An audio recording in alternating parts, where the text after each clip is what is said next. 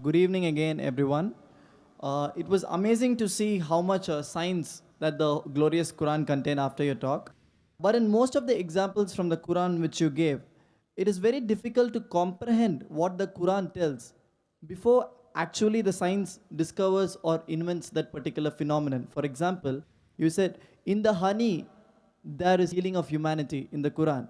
And you mentioned it as it's about if a person is maybe say poisoned with a plant, the honey of the plant should be taken.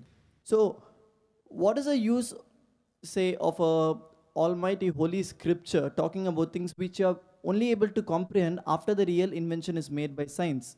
So, can you tell me now something from the Quran which will be invented by science later or yet to be invented? Brother, that's a very good question. That I've mentioned many things about science, indirectly saying all this was already discovered earlier. And if Quran says something and after science has discovered, so what's the use? Can you tell me something which science hasn't discovered? Brother, that's the reason the Arabs were advanced in the field of astronomy. Why? Because they read the Quran. The Quran has a lot of information on astronomy. So when they read the Quran, they try and do more investigation. They do more research. And that's how they come to know. Quran is a telegraphic message. See, the book of science only on one subject. In medicine, one subject only requires volumes. So if that way the Quran is, this Quran, most of the human beings, they don't like to read. Oh, such a big book. So if God Almighty wrote in detail, then even a big building, you will require thousands of buildings to contain the message of the Quran. Quran is telegraphic message. So in telegraphic message, many of the Muslims, they read the Quran and they made advances in science. That's the reason we find, if you go back into history, the Muslims advanced in science and technology. But you pose the question, forget about the past. What about today?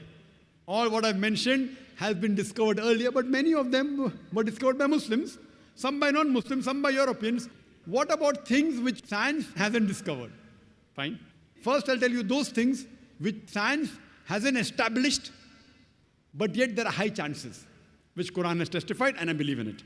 For example, Quran says in Surah Shura, chapter number 42, verse number 29, that it's Allah subhanahu wa ta'ala who has created the creatures in the heavens and the earth and has placed creatures in them.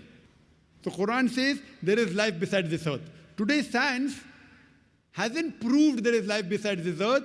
Scientists say there are high possibilities that life will be there besides this earth. So they are sending rockets, spaceships, moon, Mars. Quran says there's life besides this earth. I believe in it. Science may discover it tomorrow, after 5 years, after 10 years, after 100 years. Quran says, I believe in it. Today, there are many hypotheses how the world will end. It says that the sun will become big and the world will end. The mountains will fall down. The mountains will become smooth. The ocean will swell up. The world will enter into a black hole. Many hypotheses. Many of these hypotheses, not all, they match with the Quran. Quran says in Surah Qiyamah, chapter number 75, verse number 8 and 9, that the sun and the moon, they will join together. The sun will be buried in darkness. If you read Surah Takwir, chapter number 81, verse 1, 2 and 3, it says that the stars will fall down and lose their luster. The mountains will fall down to utter ruin. The ocean will swell up. It's mentioned in Surah Infitar, chapter number 82, verse number 1 and 2 and 3. Again, the ocean will swell up. The stars will fall down. Similar to many of the hypotheses. But Quran says, I believe in it. Quran further says, in Surah Anbiya, chapter number 21, verse number 104, we have created this creation, we will destroy it and create a new creation. Science hasn't discovered that yet.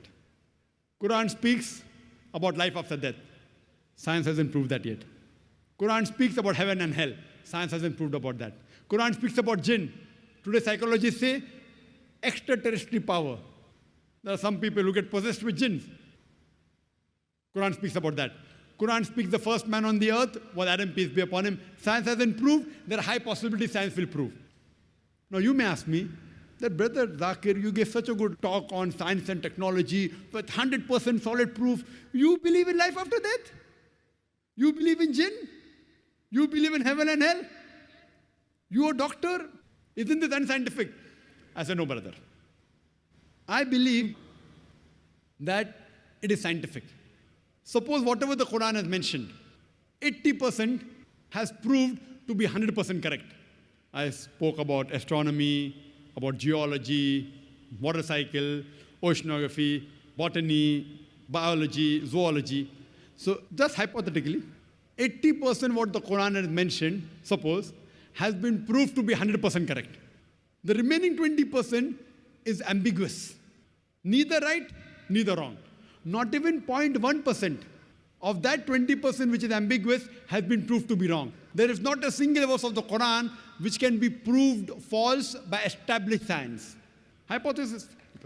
So my logic says when 80% is 100% correct and the remaining 20% is ambiguous, but not even 0.1% of that 20% is proved wrong. So my logic says that even that 20% inshallah will be correct. If not today, tomorrow, after 50 years, after 100 years, after 1,000 years, Allahu Alam, God knows, they will prove there is life after death. They will prove there is jinn. They will prove there is hell. There is proof there is heaven, and so on and so forth. I can give another lecture on things which science hasn't proved, but inshallah will prove. Hope that answers the question.